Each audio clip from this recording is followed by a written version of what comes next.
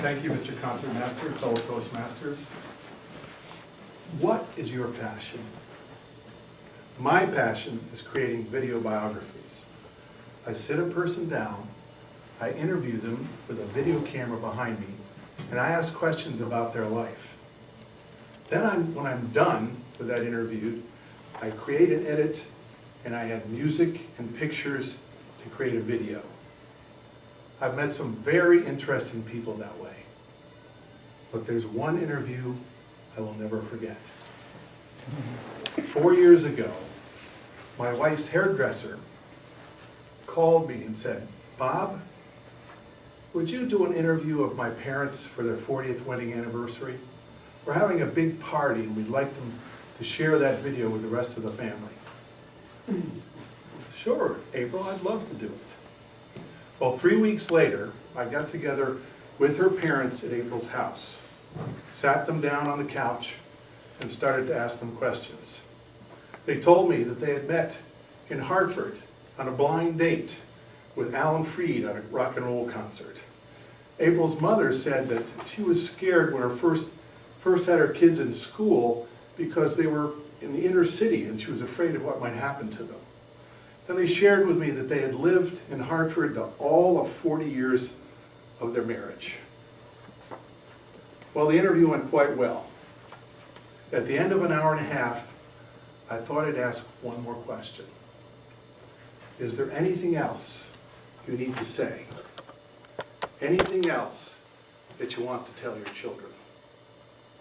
April's mother looked away from the camera and looked directly in my eyes and said, "Yes, I've been meaning to write each one of them a letter. I wanted to tell them that I really did my best in raising them and that I love each one of them very much." I thought that was a great ending. Packed up my stuff and went away and started working on the video. 2 weeks later, I got another call. "Bob, this is April. I just left the hospital. My mother died at 11 o'clock. But Bob, could you do me one more favor? Could you have that video ready for my mother's wake?" So I hurried and put it together, and that weekend I went to the funeral parlor, and there set up was a big plasma screen with a DVD player, and all day long hundreds of people saw April's mother telling her friends and family how much she loved her children. Well, I watched that video over and over many times, and I listened to her words, and I asked myself, is there anybody you need to talk to?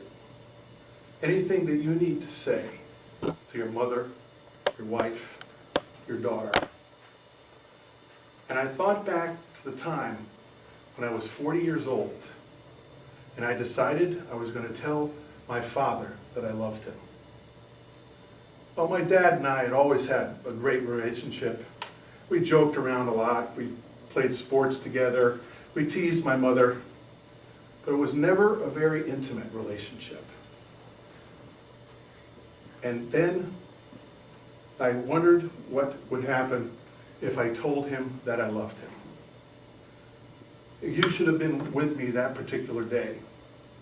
We were all together in our parents' home with a fire in the fireplace, the fire going, and I waited all day long. What am I going to tell him? What am I going to tell him?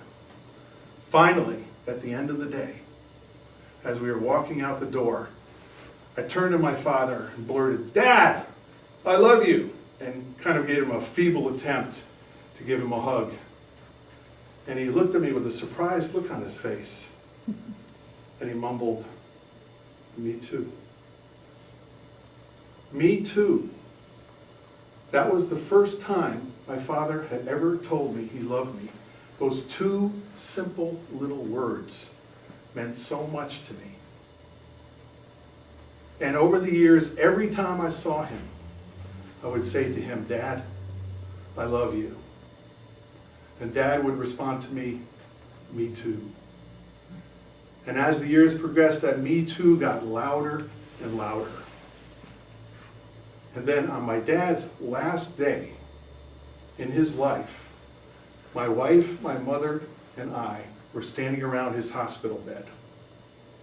We couldn't understand too much what he was saying because he was heavily drugged and we really weren't sure what he was saying. But very clearly, very loudly, he looked at each one of us and said, "I love you. I love you. I love you." That was the last day my father was on earth. So I ask, who do you need to talk to? What do you need to say? I know it might be easier to wait until the right time and the right place. Well, now is the right time. And anywhere is the right place. Do it today. Do it now.